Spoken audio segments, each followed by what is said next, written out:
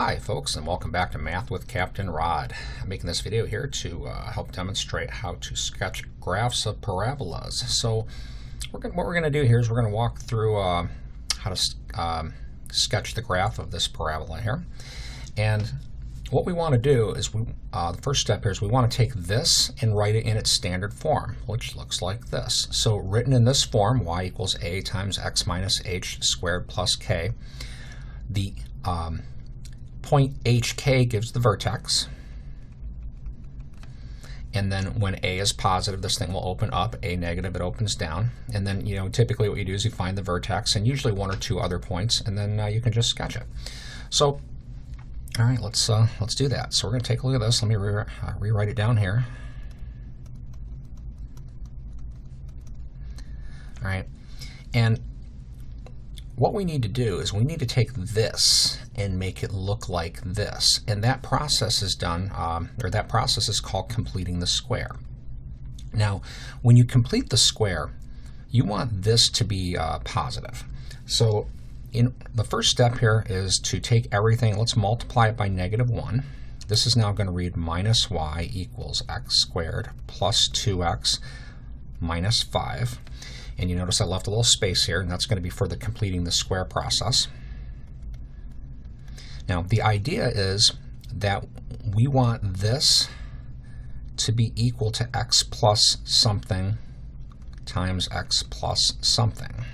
And we want these somethings to be the same so that this is a perfect square. We want to write it as x plus something, the quantity squared. Now, the big question is, what goes here? And what you do is you look to this spot right here. Remember that when you FOIL, the outer and the inner terms have to give you this middle term. So this guy, whatever goes here, always has to be half of this. So we take the 2, cut it in half, that becomes a 1. So I'm going to put 1s here and here. Now remember when you FOIL, all right, first, outer, inner, last. In order for this to be equal to this, we need a 1 here, because that last product would be a positive 1. Now you'll notice I just added a 1 here. Equation-wise, you can't just add 1 to one side. You have to maintain equality, and the way you can do that is by either adding a 1 over to the left or subtracting 1 on the right. And I think what I'll do here now is we'll make this a minus 6 from the -5 minus 1. All right, so our new line now, this is minus y equals, this is now x plus 1, the quantity squared, minus 6. And now we'll just take this minus sign and put it back over to the other side.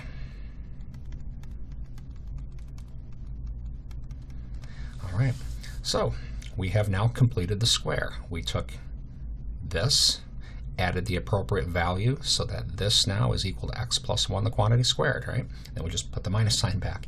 All right, so what can we tell from this? Well, for starters, you'll see that a is negative. That means this thing opens down. The vertex we get by comparing x plus 1 to x minus h. H must be -1. And then plus k, and then plus 6. So k is 6. So our vertex is at the point -1, 6. All right, and again, we know that it opens down, so we'll go to our vertex, -1, and then 1, 2, 3, 4, 5, 6, put a point here. All right, let's see. We know it opens down, so it's going to look something like this. We're going to want the intercepts. Actually, here's a real easy point to get. Notice here that if I put x equals 0 in, we get y equals 5. Let's go ahead and put that point in. 0, 5 would be right here. Remember that parabolas are symmetric about a vertical line through their axis, so this must also be a point on the graph, -2, 5. You can confirm that. Run a -2 out, you'll get a 5 out. All right, now let's go for the intercepts. We can get those a couple different ways. We can either set this y equal to 0 and apply the quadratic formula, or we can set this y to 0. I think I'll do that. And solve for x. So we would start by subtracting 6 from both sides. Of course, the minus sign divides out. Okay. Now we'll square root both sides. Now keep in mind though, equations like this, if x plus 1 squared is equal to 6, possibility number 1, is that x plus 1 is equal to square root of 6 by the time you square root both sides. But the other possibility is that x plus 1 is equal to negative square root of 6, because negative square root of 6 squared is also 6. Then we solve these for x by subtracting 1. And I'll go ahead and do that for both of these. All right, so there's our exact values of the intercepts. I think what I'll do now is get decimals here for graphing purposes. So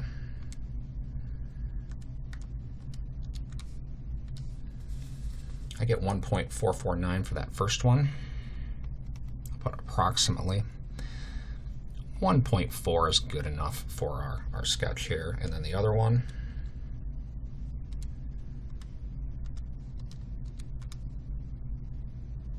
oops.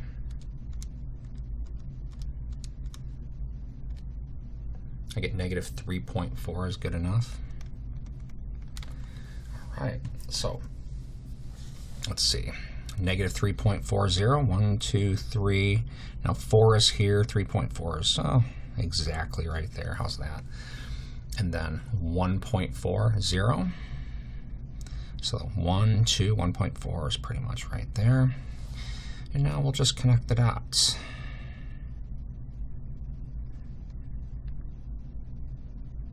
Well, not perfect, but oops. Let's see if I do that a little better. Good enough. And this goes on forever. I'll just kind of indicate that with arrows. Again, there is our vertex there. It's a very important point with parabolas, and that was the point negative 1, 6. Okay. Talk about some properties of the parabolas. Right? This parabola has what's called a line of symmetry here. If I draw that,